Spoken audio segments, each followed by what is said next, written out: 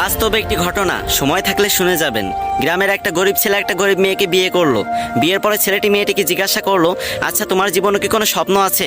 তখন মেয়েটি বলল, হ্যাঁ আমার জীবনে অনেক স্বপ্ন, আমি একদিন অনেক বড় ডক্টর হব, কিন্তু আমি যে গরিব। তখন ছেলেটি হেসে বলল, আরে এই ব্যাপার, আমি আছি না। তারপর ছেলেটি মেয়েটিকে নিয়ে শহরে চলে গেল। সে প্রতিদিন রিক্সা চালাতো এবং বাসায় এসে নিজেই রান্না বান্না করতো।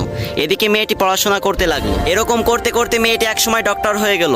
ছেলেটি এই খবর শুনে খুশিতে আত্মহারা হয়ে গেল এবং সে সেই ছেঁড়া কাপড় পরেই মেয়েটির সাথে দেখা করতে চলে গেল। মেয়েটি যখন তার বন্ধু বান্ধব নিয়ে কলেজ থেকে বের হচ্ছিল, তখন ছেলেটি সবার সামনে গিয়ে মেয়েটিকে বলল, জানো আজকে না আমি অনেক খুশি, আজকে তুমি ডাক্তার হতে পেরেছো। তখন মেয়েটির বান্ধবীরা জিজ্ঞাসা করলো, এই এ কে রে? তখন মেয়েটি বলল, আরে আমি চিনি না, হয়তো কোনো ভিক্ষুক টিক্ষুক হবে। তখন ছেলেটি মন থেকে অনেক কষ্ট পেল। ছেলেটির চোখে পানি চলে আসলো এবং সে বলল, তুমি ঠিকই বলেছো।